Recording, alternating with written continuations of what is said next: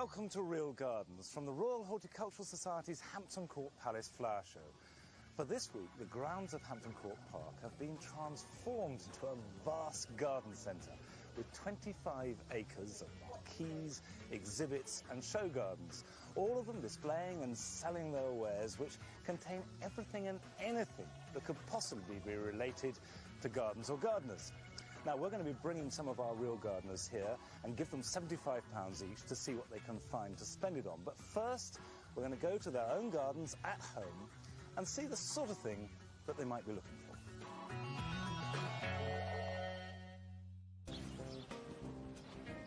On the rural outskirts of Huddersfield is an allotment run by a keen gardener who grows all his produce in raised beds on strict organic principles. Adam Waterman does his best to supply his wife and family with fruit and vegetables throughout the year. His wife Katie is equally determined that he should create a jungly playground for their 4 small children in their front garden. And things have certainly moved on since my last visit. Oh, you've done stuff, haven't you? Oh, yes, we've been busy. Yeah, so you've dug these beds. Yep. When did you do that? It was Father's Day. It was very hot. Everybody else was having beers and we were digging. I now see the sort of jungly effect you wanted. It was almost literal, wasn't it? It wasn't just lots of growth. You really wanted exotica. Yeah. Oh, that's great. And have you extended the trellis? We have. Let's look at that. We have. About 6 foot. Squashes are growing, aren't they? Yep, they're just starting to take. What's all this about? This is for the willow cave I'm going to make. Adam's cave will be made out of willow wands, which should take root when they're stuck in the ground. He wants to put it in the corner by the trellis, but in order to do that, we'll have to move some plants. Are you going to help? I'd love to, but I've got so much decorating to do inside. The builders have now gone, and the kids aren't here. All right, OK, we'll get on without you. Apart from the rose, which Adam's going to give his brother-in-law, most of these plants will be saved for a border he's planning on the other side of the front wall. Meanwhile, Katie is working at full stretch on the new extension, as she's only got 6 weeks leave left following the birth of their new baby. Before we put that down, let's put the willow in and then mulch around them. OK. Do you want to get a bit of string to draw a circle? No. How do you want to do it? About. OK, yeah, I like that. I'm good at that. All I'm after is a last one there. Yeah. And last one there. And so this is the entrance? Yeah, because then I'm going to put some that way and then weave some that way, so it provides a hole. The beauty of this is the simplest job in the garden. You just push them in. OK. But get them in. How deep? Well, about 10 inches. Yeah. So there are 2 different types, but what are the lighter green ones for? They're a light green willow. Oh, the light green willow? Yep. And this is a darker green willow. Silly question. Will it produce a leader? Yeah, I mean, you can see there's one that might go from there. Certainly that will grow up. Right. Providing the ground is kept wet, the willow should take root in a week or so, and the diagonal branches woven between the uprights will strengthen the cave and stop it blowing about too much in the wind. Wow, you've been working. Do you like Nice it? to see you've been doing something. Do you like it? You've been doing something. Mike, you can see that you've been painting. How's that? Because most of it's over your face and your arms and your trousers. Looks very fetching. It's splattered. Are you flirting with my wife, Mr. Dodd? I always flirt. Now, you realise it's not going to stay like this, because these uprights are going to grow on up and then meet over the top, and then you tie them, and all these are just really a framework. So it'll be like a sort of great leafy igloo. Right. So everything here will grow. Very good. Here we go.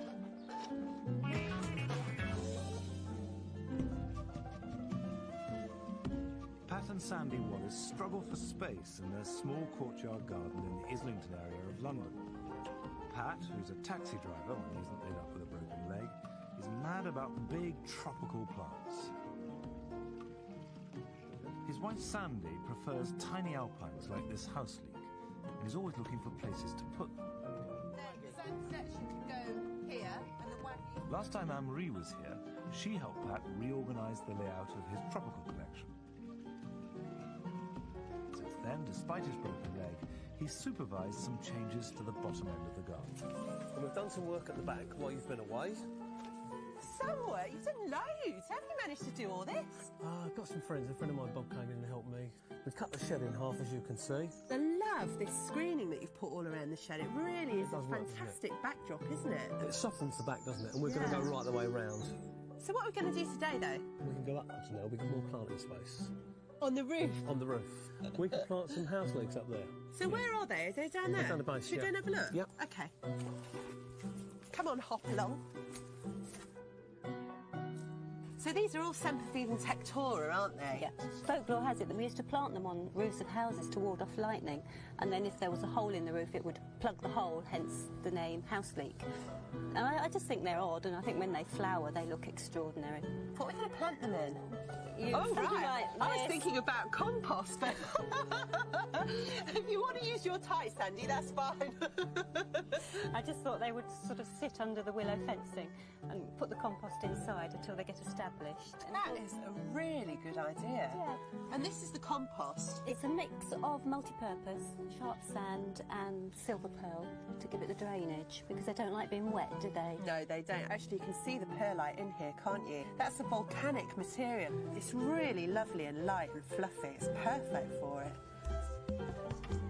With his leg in a plastic cast, there's no way Pat is going up on the shed roof. That leaves Sandy and me to get on with the job. Are you going to go up, Sandy? Looks like it. Pat has left a gap between the actual roof of the shed and the decorative willow screening. So Sandy's cutting holes in the willow to create planting spaces. Meanwhile, I pack compost and Sempervivens into the pop socks and hand them up to her. Oh, that's lovely. Planting is easy. Sandy simply pushes the socks through the holes. It's a technique that would work just as well in any old crevice or hole in the wall. We've also included a few of these grey sedums to cascade over the edge. Do you want this? Yeah, wouldn't be a bad idea. Finally, we brush extra compost through the willow to encourage the plants to spread. I think you need to take 4 or 5 leaves off there. Oh, yeah, I agree, because then if we take some of this foliage down, we can actually see what Sandy's just done. Yeah. OK, this one then? No, a little bit lower. That's enough, because that promotes growth for next year. Lovely. Yeah. That one? Thank you. They're lovely things, aren't they? Magic. Thank you. That's better, isn't it? Oh, that is better. That's lovely. Thank you. Pat found this old pair of antelope horns in a flea market, and they certainly add to the tropical atmosphere. That looks like a witch doctor's hut now. Well, it looks the business, doesn't it? But Pat still wants more changes to his garden. At the moment, it's all leaf and precious little colour. I think we need a little bit more bend here, so we need some underplanting. Do you know what? That's exactly it. I think we definitely need more underplanting, more spikes of colour. That'll sort of please Sandy and make it more garden-like. Yeah, that's true, yeah. And there's Hampton Court coming up. Perfect opportunity to look at some plants. Not palms. God knows how you're going to get around. Well, you're either going to carry me or push me, I think. I'm going to get a wheelbarrow, Pat. Chris and Bill Skeels moved to Devon from Essex 8 years ago to live out their dream of setting up a rural smallholding. Their first few years were taken up with looking after the animals, but now they've reorganised the farm and are making progress with their garden. Bill has done all the hard landscaping himself, building walls and putting in a decking area. Meanwhile, Chris has been busy propagating hundreds of plants, and Carol Klein is here to help her find homes for them. Today, she wants Carol's advice on how to deal with an ugly bare patch next to the house. Right. So this is my naked shingle bed. Could do with a few plants, couldn't it? It's desperate for plants. And what do you use this area for? Well, this is a main walkway. Right, because wherever we put these plants, we just must make sure that they don't feel awkward and you don't feel you've got to. You don't want to walk over them. Yeah. So shall we just see? I've got a feeling there's a big curve there, isn't there? How about having something that emphasises it? You know, like a big round bed here. Looks good to me, yeah? Yeah, and you've still got all that space there, but if we had another one over here, I don't know, kind of crescenty shape about there and the cross. Yeah. So it's like the sun and the moon, Chris. Oh, how poetic. What's this stuff that's down here now? This is what they call scalpings. We've used it just really for economy. It is a quarter of the price of what we're actually going to put on, because we're not leaving it like this. We're putting a creamstone on top. Right. Preparing the new beds involves quite a bit of heavy work, so Bill's giving us a hand.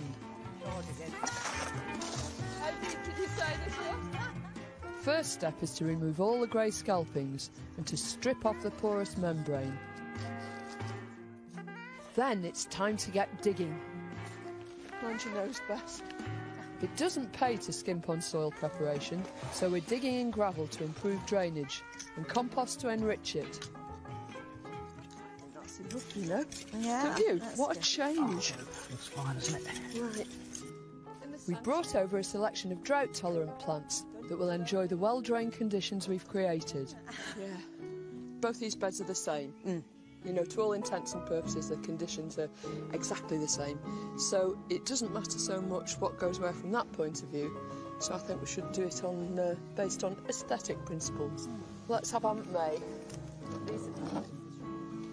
Nice straight upright shapes. Yeah. That's evergreen, so it's going to be visible all year round. All year round. Lots of these things are very silvery, Chris, and they're going to look lovely with your creamy stone. It's gorgeous, isn't it? You know what hyacinth We've got is. lots of feely plants here, haven't we? Yeah, we have. Lots of touchy ones. Yeah. Because lots of these dry-loving things actually do have very soft leaves. This will make a low mound. It's got really lovely silvery pink pea flowers and bronze seed pods. Then we can have my baby. Now My hirsute friend. Right. And that's going to make this big rosette. This salvia will shoot up spires of white flowers in late summer. Look. It's best to decide on the design of the beds while the plants are still in their pots. Once we're certain they're in the right position, it's time to get them into the ground.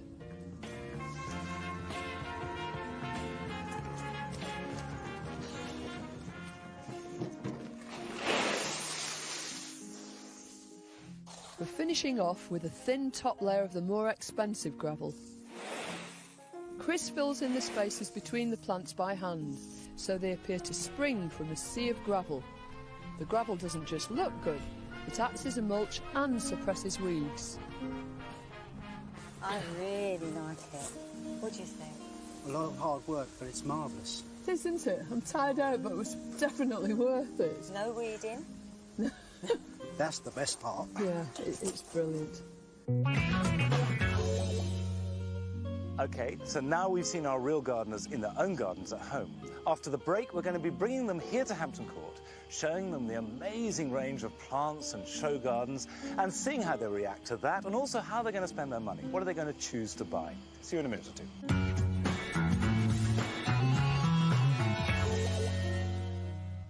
Welcome back. Hampton Court Flower Show has an atmosphere quite unlike any other show I know. It's very different to Chelsea, for example, which is very compact. And Hampton Court is sprawling and generous. All our real gardeners have now arrived and are making their way around the show.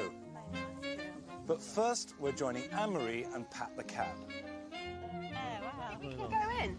Oh, thank you, sir. What do you think of this, then? Oh, I'm on holiday. Lovely, isn't it? I love the way they've used all of these annuals as underplanting, really, isn't it? yeah. And some nice palms. Yeah, course, lovely of course. palms. And what's this tall, pink? Oh, that's Marina longifolia. Oh, it's very nice. Well, I think it's fabulous. I mean, you've got the foliage at the back, which I'd love in my garden. Yeah. You've got so many different colours. You've got ordinary plants, which I wouldn't have in the garden, which look really good set against this background. I think it's like a film set. I really do. I just love the marigolds that just show you how an ordinary, everyday plant can look fantastic. It looks really good. I think what we'll do, we'll go shopping and we'll buy this whole garden. We'll go home and we'll start all and over rip again. all ours out. That's what you're Yeah. going to say, isn't The it? whole Yeah. thing. Me and Sandy will rip it all out. The show garden which Adam Waterman most wants to see is You Magazine's Go Organic Garden, which is a beautiful mixture of flowers and vegetables. What do you think about these raised beds? They're oak, you know. Are they? Yeah, these are solid oak. Aesthetically, I suppose it looks lovely, but it wouldn't be cheap. It would be prohibitively expensive to me. Nah, what about that slate? Would you use that instead of chips? Again, that is more practical. Wood chips disappear. Eventually, they rot down. What about the mixed planting in there? I mean, you tend to have blocks of things, don't you? Well, I do at the moment. I mean, I don't companion plant as much as I should do. I know that. But it's nice to see. And the point of this is obviously to show that organic growing It's very pretty. can be and should be beautiful. Oh, it's beautiful. It is, yeah. Now, something they haven't used is the paper. They will next year. Well, let me show you something. You see these raised beds are growing in there? Yeah. I hope they're not watching. If we scrape that away, look what's in there. Oh, pots. Everything's in pots. It is a show garden, though, isn't it? I mean, I would walk past it and I would think, that's interesting because they've got vegetables, because so few show gardens have vegetables, full stop. Right. And then what would take me back again is, and they're also organic. Right. So that's what, for me, would do. Well, let's have a look. What do you like particularly? I was amazed to see purple potted peas. They're lovely, aren't they? Yes, well, I've got some of these, but if I was walking past this would scream HDRA, you know, the Organic Association. I mean, that would... Because you can only get them from there? You can only get them from there. You've got to join their seed library. Right. But they're fantastic. OK, what can you take from this back to Yorkshire? I will do more companion planting. I'll be trying to get more flowers interspersed with my vegetables, which allotment communities would possibly wonder about. But it's a good organic principle, and it should be used. Do you think that a garden like this is beyond the reach of anybody? Anyone can do it.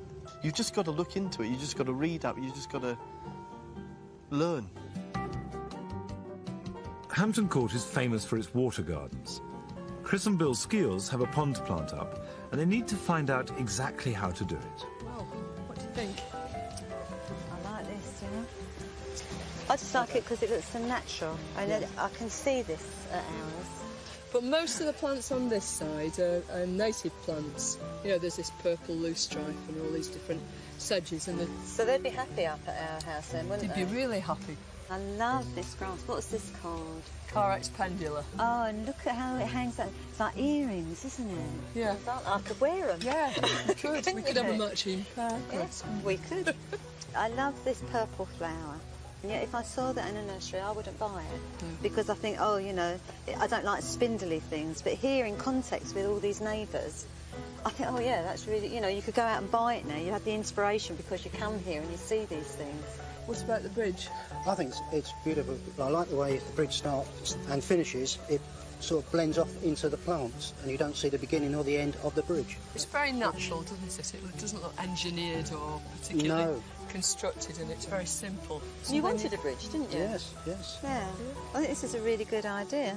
What's that over there that looks like an allium? I don't think it is it? No, it's not. It's a flowering rush. It's Butomus. It's really very, very pretty.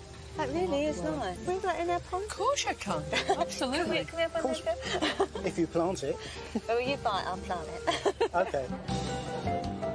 Almost everyone who comes to Hampton Court is here to go shopping, and our real gardeners still have their £75 to spend. I like this. It's beautifully sculptural, isn't it? It's pickerel weed. I think it's lovely, that. Pickle weed? Pickerel. Not pickerel. Not pickles, right. pickerel. I don't know what pickerel means, but it has lovely sort of spikes of blue flower too. Oh, so that'll be nice, wouldn't it? What about the size, though, do you think? Because it's a very big pond, isn't it? We've got bigger plants down here. What's some others? Yeah, that's the same one. That's nice, isn't it? Yeah. It's a real bucket full, isn't it? A big plant. Yeah, I'll give it to Tarzan. Oh, right. That'll be... Oh, that's fine. Try that, please, Bill. OK. What else? There's that purple loosestrife that you saw. Look at that. And they're already in these smashing pots. So we just plant it in? You can just plant it like it is, straight into mud. Right. Yeah. And what about this? It looks like a piece of string. It's corkscrew rush, isn't it? Right. Is it good? Yeah, this is the sort of thing Bill likes. I wouldn't go for this, but he would. Junkers. Oh, yes, got to have one of these. Is he allowed some plants? He's allowed some junk. Yeah. Got to have one of these. What about that other one, that big round-headed one? Yeah, your allium, your Butomus. Butomus, that's it. The thing is, it's got such straight leaves, it gets mixed up with everything else, doesn't it? I think that's it, though, with those big, strong leaves. Oh, it's got red down the bottom. Yeah. Yeah, it's really beautiful, isn't it? Oh, that's a nice plant, isn't it? It is. Do you think that's enough to be going on with? Well, My hands are full. Come on, then. Oh, right then. Are your pockets, though? Who's going to pay? Do you think there's anything here that might interest you? Well, that wasp and fly trap, that's interesting because Seth is allergic to wasp and bee stings. It says green science controls naturally. Can we see it? You certainly can. Right. What you actually do is that you place the trap where you're getting a lot of wasps and flies. You put the chemical into the actual reservoir in the base here. Right. And then wasps and flies go up in the inside and they get trapped in the actual carton itself. Pheromone and organic lure. Is it approved by the Soil Association? No, it's not. We use at home a bit of jam in some water, greaseproof paper over the top, and make a hole in the middle. They go in, they can't get out. And it does the trick. How are you telling me that with an unknown chemical It does is say any it's different to jam and water? It is organic. Well, it will actually work the same in principle, but at the end of the day, some people, if this is a pre-made thing ready to go home, this is an organic lure. It is organic. It is an organic lure. Do you want to buy that, or do you want to think about it? I'll think about it. I'll definitely think about it. All right. Yeah. Now, this should be right up your street. What about that Fabulous, tropical colour? Oh, flowers, look. Well, look at the colour lilies there. Oh, they're gorgeous, aren't they? Really nice. That's striatum, isn't it? What about the other one? What's the other one? That's Durban. So I'd like to give those a try. Yeah, they're really a vertical accents, aren't they? They're going to look fantastic, What aren't we they? need. What about something underneath? Bedding. Well, we do need to think about ground cover as well, don't we? What about something like that? I think that's gorgeous, you know. I mean, I doubt if that's going to be hardy, but you could use it like bedding. A couple of those along the path, I think. Bit of brightness. Yeah, it looks A lot of fantastic. protection there. Oh, well, you two have been really easy to please, haven't you? So, For change. Going to leave you to spend the rest of the afternoon spending money, I think. Hampton Court caters for all tastes. Our real gardeners bought lots of plants, but they also took away lots of ideas, which they hope to use in their gardens back home.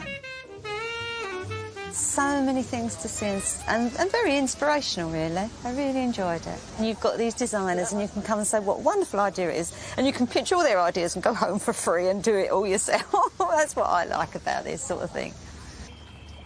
My impression of the show gardens, I regard them as little more than like a fashion show, like a catwalk. But a garden such as this is a bit different. That's using a bit more real life.